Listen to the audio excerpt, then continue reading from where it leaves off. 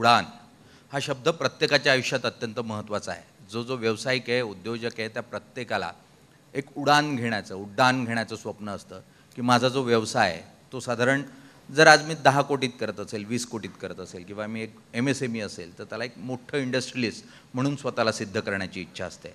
मी जर आज राज्यात करत असेल तर देशात जायचं असेल, देशात करायचं असेल तर येत्या टप्प्यात आपण विश्वात कसं पोहोचू या दृष्टीनं प्रत्येकाचा विचार असतो.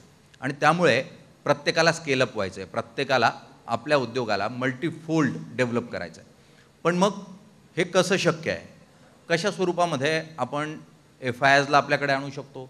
कशा स्वरूपामध्ये आपण इन्व्हेस्टमेंट किंवा छोटे उद्योजक जे आहेत एंजल फंडिंगमधून काही फंडिंग येऊ शकतं का? हे कशा स्वरूपात होऊ शकतं हे जाणून घेणं प्रत्येकाला आवडेल.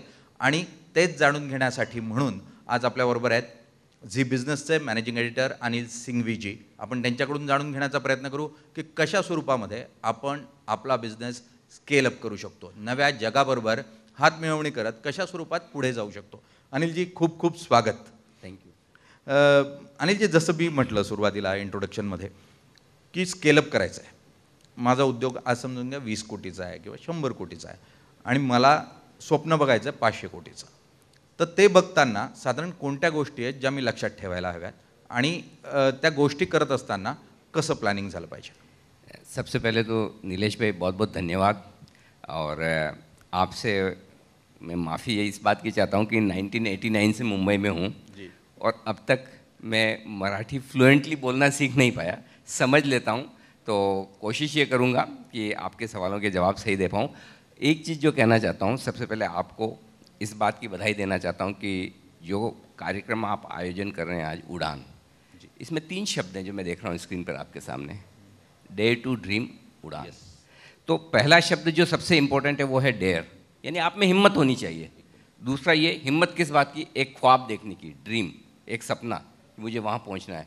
और फिर उस सपने को आप उड़ान दें. और सपने वो होते हैं जो आंख बंद करके नींद में नहीं आते हैं. सपने वो होते हैं जो आपको सोने ना दे.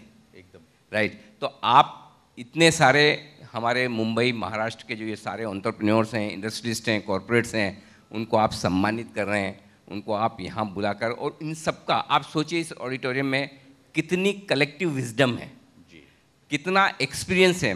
सो इन सब के सामने मैं बहुत ज़्यादा कहूँ ये शायद उचित नहीं है, लेकिन जो कुछ है थोड़ा बहुत, चूँकि मैं बिजनेस चैनल चलाता हूँ, तो जो क्या बदल रहा है देश दुनिया में, और वैसे आप सारे सक्सेसफुल हैं इसीलिए यहाँ पर हैं और इसीलिए आपको सम्मानित किया जा रहा है. लेकिन अगर आगे सोचें, आपने अपनी लाइफ में काफ़ी कुछ अचीव किया है, आपकी नेक्स्ट जनरेशन का क्या, करेक्ट, या फिर आपने अपना बिजनेस 25 करोड़, 50 करोड़, 100 करोड़, 500 करोड़ बना लिया है, तो क्या ये 5000 करोड़ का हो सकता है? तो कुछ चीज़ें जो ध्यान में रखने वाली हैं, वो सबसे पहले ये कि आप जो भी बिजनेस करें वो बिजनेस आप उनके लिए ना करें जो आपके आसपास हैं, आप उनके लिए करें जो शायद अब तक आए नहीं हैं दुनिया में, यानी कि नेक्स्ट जनरेशन. आज सिंपल सी बात है, हमारे ज़माने में ये होता था कि जो होता है ना समर वेकेशंस, तो चलिए दादी के घर जाना है, नानी के घर जाना है, करेक्ट. आज के जनरेशन में समर वेकेशन मतलब प्लान है, इस बार सिंगापुर जाना है, इस बार लंदन जाना है. बदल रहा है वक्त, लोगों के खर्चे करने के तरीके बदल रहे हैं. पहले मतलब शायद नीलेश भाई आप और हम होटल में बर्थडे के दिन खाना खाने जाते थे, राइट. आजकल घर में खाना खा लें तो बड़ी बात है, राइट. सो जिस तरह से लोगों का स्पेंड करने का कल्चर बदल रहा है, तो हमारे जो कस्टमर्स हैं सबसे पहले हमें उन्हें समझने की ज़रूरत है. हमने क्या किया वो इम्पोर्टेंट नहीं है. इम्पोर्टेंट ये है कि आज मेरे बच्चे क्या कर रहे हैं, और उससे ज़्यादा इम्पोर्टेंट ये है कि जो एक जनरेशन और पीछे है, वो जो अब जनरेशन आ रही है उनका खर्चा किस तरफ है. शायद हम हमारी ज़िंदगी में एक पेंसिल से काम चला लेते थे, एक पेन से पूरा निकाल लेते थे. आज कौन एक पेंसिल खरीद के ला रहा है, पूरा बॉक्स आता है, राइट. सो स्पेंडिंग जिस तरह से बढ़ रही है, और जहाँ आपको लगता है कि खर्चा हो रहा है और उस खर्चे पे आप कंट्रोल नहीं कर सकते, वही आपका बिजनेस है. क्योंकि बिजनेस वो चलेगा जिसमें कस्टमर आपके पास आएगा. जहाँ आपको कस्टमर के पीछे भागना है वो उतना सक्सेसफुल नहीं होगा जितना कस्टमर आपके पास भाग कर आए. सो नेक्स्ट जनरेशन के लिए जब बिजनेस को हमें स्केल अप करना है, तो सबसे पहले कस्टमर और प्रोडक्ट, वो आज के 5 साल बाद, 3 साल बाद, 10 साल बाद किस प्रोडक्ट की ज़रूरत ज़्यादा होगी, उस पर फोकस करना बहुत ज़रूरी है. हम प्रोडक्ट तो डिटेक्ट कर लेते हैं कि चलो ये प्रोडक्ट है, ये मार्केट में आगे चलकर चलेगा, तो हम उस पर काम कर लेते हैं। पर कई बार ऐसा होता है कि जब प्लानिंग होती है तो मार्केटिंग बजट को एक्सपेंस के तौर पर देखा जाता है, उसको ये नहीं देखा जाता है कि यार ये इन्वेस्टमेंट है। राइट। तो आप क्या सलाह देंगे इस मुद्दे को लेकर? दो चीज़ करनी चाहिए, जितने भी यहाँ पर एंटरप्रेन्योर से वैसे मोस्टली करते होंगे। एक तो ये, आप साल भर में जो भी प्रॉफिट बना रहे हैं उस प्रॉफिट का एक सर्टेन परसेंटेज, वो 1% रखें, 5% रखें, 10% रखें, आपके ऊपर है, वो रिसर्च पर खर्चा होना चाहिए। और उस रिसर्च के खर्चे में एक चीज़ और करें, और वो ये, हर साल आपकी किसी न किसी नए देश में एक ट्रैवल होनी चाहिए। और वो ट्रैवल इस एंगल से होनी चाहिए कि आपको छुट्टियां नहीं बितानी। आप वहाँ जाकर समझे, चाइना चले गए, वियतनाम चले गए, ताइवान चले गए, यू नेवर नो कहाँ से एक आइडिया क्लिक होगा। और आजकल क्या है, पैसा तो आइडिया का ही है सारा। आप देखिए, जो लोग मतलब ऐसी कंपनियां हैं जो साल का 50,000 करोड़ रुपए कमा रही है, उनका मार्केट कैप मुश्किल से 4 या 5 लाख का है। और जो साल का 100 करोड़ कमा रही है, उनका मार्केट कैप 2 लाख करोड़ का है। राइट। लेकिन उनके पास एक आइडिया है, वो आइडिया क्लिक कर गया। कई बार मैं मिलता हूँ बहुत सारे हमारे कॉर्पोरेट से जो 50-50 साल में जिन्होंने बड़ी मेहनत की, एक बिजनेस बनाया है, दिन रात लगे रहते हैं। वो सोचते हैं कि यार बच्चा सा आके या तो ये वैल्यूएशन लेके जा रहा है। और आप खुद देखिए हमारे चैनल पर, अखबारों में आजकल सबसे बड़ी बातें क्या होती है, इसका ये वैल्यूएशन हो गया, इसने इस वैल्यूएशन पे इतना पैसा बना लिया, इतना उठा लिया। तो इसका मतलब क्या है, लोग आइडिया के भूखे हैं। और अगर आपके पास एक आइडिया किसी रिसर्च से, और ये आइडिया एक 100% आपको बोल सकता हूँ केबिन में बैठकर बोर्ड रूम में नहीं आएगा, ये आइडिया कहीं न कहीं बाहर ही आएगा। अब वो बाहर निकलना ज़रूरी है, इसलिए आप दो काम कर सकते हैं। एक, खुद घूम के आएँ, दूसरा रिसर्च पे खर्चा रखें, और तीसरा सस्ता तरीका जो है, 2-3 अच्छे बढ़िया यंगस्टर्स अपनी टीम में रखें जो अभी अभी कॉलेज से निकले हैं, MBA करके निकले हैं, CA करके निकले हैं। 1-2 लोग जिनके फ्रेश आइडिया होते हैं। कभी कभी हमें लग सकता है ये क्या फालतू आइडिया दे रहा है, लेकिन वहाँ से जो आपको आइडिया मिल सकता है, क्योंकि बिजनेस करने का सेंस आप में है, बस वो एक अच्छा आइडिया चाहिए जो क्लिक हो जाए। एकदम। इसी मुद्दे को लेकर मैं पूछना चाहूँगा कि पारिवारिक उद्योग तो कई सारे होते हैं, बिजनेसेस होते हैं, हम फैमिली बिजनेसेस के तौर पर उनको रन भी कर रहे होते हैं। पर कई बार सवाल यही होता है, अगर यहाँ पर कई लोगों को देख लिया जाए तो उनके फैमिली बिजनेसेस तो थे, पर उसी के साथ उन्होंने नई आइडियाज़ के साथ नए बिजनेसेस भी खड़े किए। पर सवाल यही उठता है कि फैमिली बिजनेस है, पर मैं उसको स्केल कैसे करूँ?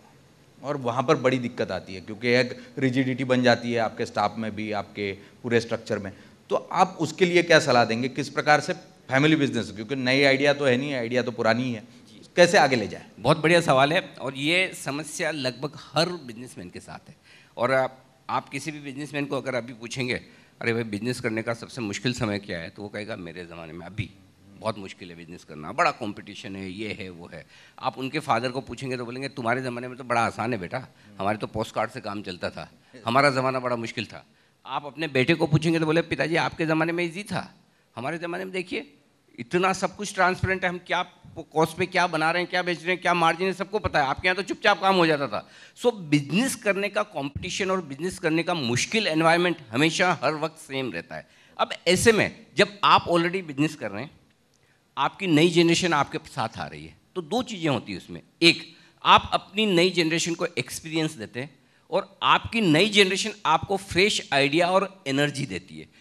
अब इसमें दो चीज़ें हो सकती है, एक तो बड़ा झगड़ा सा हो जाए, जो कि आमतौर पर होता है। मैं भले ही रोज़ टीवी पर 6 घंटा बैठूं, लेकिन ज़रूरी नहीं कि मेरा बेटा मेरी बात माने, और वो होता है, क्योंकि उसे लगता है कि मैं भी एक एंटिटी हूँ, मेरी भी एक वो वजूद है, और मैं भी समझता हूँ। और आजकल की यंग जनरेशन तो ज़्यादा इस मामले में ना बड़ी मुखर है। हमारे टाइम तो थोड़ा ज़्यादा रेस्पेक्ट रहता था पेरेंट्स का, आजकल तो बोलना बड़ा आसान है। सो उनके अपने आइडियाज़ हैं, आप उनके आइडियाज़ को किस तरह से अपने बिजनेस में ला सकते हैं, उनको कल्टीवेट कर सकते हैं, वो इम्पोर्टेंट है। उनकी एनर्जी को आप कैसे डाइवर्ट कर सकते हैं, वो इम्पोर्टेंट है। अगर ये दो चीज़ कर ली, सक्सेसफुल है। एट द सेम टाइम आपको जो कम्युनिकेट करना है अपनी नेक्स्ट जनरेशन को, वो ये कम्युनिकेशन इस तरह से होना चाहिए कि उससे ये ना लगे कि भाई आप मुझ पे थोप रहे हो, डाल रहे हो। अरे हम होता है, हम ये कहते हैं कि देखिए यार मैंने 50 साल निकाले हैं, मैंने देखा है, ये बिजनेस मैंने बनाया है। वो आपने बनाया है, वो भी जानता है, आप भी जानते हैं, लेकिन आप कहेंगे तो वो उसको एक्सेप्ट नहीं करेगा। तो नई जनरेशन का एक एनर्जी, उसके फ्रेश आइडियाज़ हमारे काम के हैं, और एक और चीज़ जो मैं हमेशा कहता हूँ कि हमें हमारी नेक्स्ट जनरेशन से एक्सपेक्टेशन लेवल्स लो करने पड़ेंगे। हम ये सोचें कि जितनी मेहनत मैंने सीए बनने में रोज़ 15 घंटे पढ़ाई की, मेरे बच्चे नहीं करेंगे। मैंने अगर बिजनेस करने में 15-18 घंटे काम किया, मेरे बच्चे शायद नहीं करेंगे। और अगर वो एक्सपेक्टेशन हमने थोड़ी सी कम कर ली तो शायद बच्चे ज़्यादा काम करने लगे। और एक और इम्पॉर्टेंट चीज़ जो है, जब नेक्स्ट जनरेशन की हम प्लानिंग करते हैं तो उनका इंटरेस्ट किस चीज़ में है। कई बार ये होता है कि हमारे बिजनेस में एक पर्टिकुलर चीज़ ऐसी है जो उन्हें पसंद है, हम उनसे सब कुछ करवाना चाहते हैं या वो करवाना चाहते हैं जो वो नहीं चाहते। तो ये छोटी छोटी चीज़ें हैं जिसे आप सॉर्ट आउट कर लें तो बहुत आसानी से आपका बिजनेस स्केल अप हो सकता है। चलिए सर, ये बहुत ही महत्वपूर्ण विषय था, पर उसके साथ जो कि आपका एक्सपर्ट एरिया है, आप मार्केट को बहुत नज़दीक से देखते हैं, तो यहाँ पर हर एक के मन में सवाल होता है, यार मेरी कंपनी तो है, ठीक ठाक काम भी कर रही है, ठीक ठाक पैसा भी बना रही है, पर मुझे मार्केट में जाना है जी, मुझे आईपीओ लाना है जी। तो वो कैसा लाया जाए और उसके लिए प्री प्लानिंग क्या होनी चाहिए? तो बहुत ही बढ़िया सवाल है नीलेश भाई। सबसे पहले आईपीओ क्यों लाना है, इसका जवाब आपको ढूंढना है। क्यों लाना है, अगर वो क्लैरिटी आ गई तो कैसे आना है, कब आना है, वो बड़ा आसान काम है। क्यों लाने का एक ही जवाब है, क्या आपको वाकई में अपने बिजनेस को ग्रो करने के लिए पैसे की ज़रूरत है। अगर इसका जवाब हाँ है, अगर आपको ये लगे कि आज मेरे पास 200 करोड़ 300 करोड़ 500 करोड़ की एडिशनल कैपिटल आ जाए तो मेरे ये बिजनेस है इसको मैं 5 गुना कर सकता हूँ, 3 गुना कर सकता हूँ। देखिए, एक सिंपल सी चीज़ है, जब अनजान लोग आकर आपकी कंपनी में पार्टनर बनते हैं, शेयर खरीदते हैं, आईपीओ में पैसा लगाते हैं, वो इन्वेस्टर बनते हैं, वो पार्टनर हैं आपके, तो उनकी एक्सपेक्टेशन आपसे बहुत ज़्यादा होती है। और हर 3 महीने में आपका एग्जाम लेते हैं, क्वार्टरली रिजल्ट्स।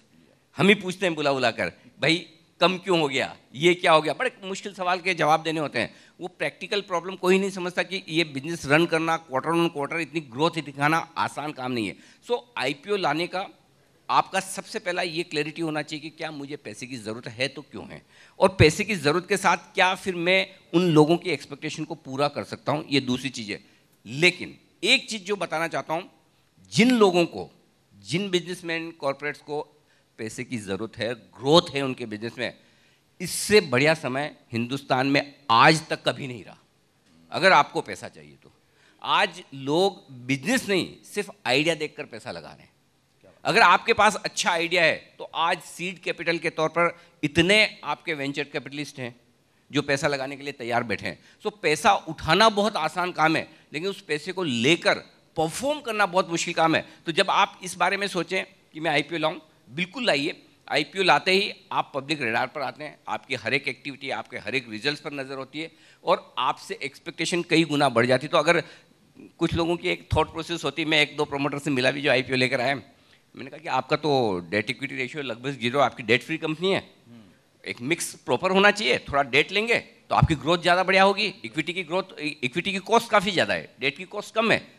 उन्होंने मालूम है क्या जवाब दिया नीलेश भाई, अरे लोन क्यों लेना है, लोन लेंगे तो बैंक को वापस देना पड़ेगा, शेयर निकाल देते हैं, वापस थोड़ी किसी को देना है। लेकिन एक्चुअली इक्विटी की जो कॉस्ट है, इक्विटी को सर्विस करने की कॉस्ट है, वो कहीं ज़्यादा है। इसलिए आपका एक प्रॉपर बैलेंस हो, थोड़ा डेट थोड़ा इक्विटी और ग्रोथ अगर आपके पास है तो ये सबसे बेस्ट समय। और बाकी अगर आपको कहीं किसी तरह की इस तरह की हेल्प की ज़रूरत है, नीलेश भाई को कहिए, मैं आपके लिए हमेशा तैयार हूँ। और हम लोग जी ग्रुप में एसएमईज, एमएसएमईज पर उनकी हैंड होल्डिंग के लिए आज से बहुत सारे कार्यक्रम करते हैं। तो जो लोग वाकई में आईपीओ लाना चाहते हैं, इससे बढ़िया समय नहीं होगा। जी जरूर। अनिल जी, आपने जो सलाह दी आहे, मुख्यतः प्रत्येकाला स्केलअप व्हायचं आहे आणि त्यासाठी मराठी माणूस साधारण नेहमी म्हणतो की चादर जेवढी आहे तेवढेच पाय पसरावे, पण आता तो काळ जो आहे तो गेलेला आहे। आपण त्याच्या पुढे आता पावलं टाकणं गरजेचं आहे, मोठे स्वप्न पाहणं गरजेचं आहे। त्यामुळे आपण मार्केटमध्ये किती जातो, मार्केटमधून पैसा निर्माण करण्याचा प्रयत्न करतो, तर निश्चितपणे प्रयत्न उत्तम होत आहेत, अनेक नवे उद्योजक येत आहेत, नवीन भरारी घेत आहेत। आणखी एक नवी सुरुवात करण्यासाठीचंच हे उडानचं व्यासपीठ जे आहे ते आपल्यासाठी म्हणून, आणि तुम्ही जे आज मार्गदर्शन केलं, मुख्यतः सल्ले दिले, त्याचा निश्चितपणे आम्हाला फायदा होईल अशी अपेक्षा करूयात। आणि आज जी वेळ तुम्ही दिली मुळात या कार्यक्रमाला, त्यासाठी खूप खूप धन्यवाद। थैंक यू सो मच, बहुत बहुत धन्यवाद आपका। Thank you sir.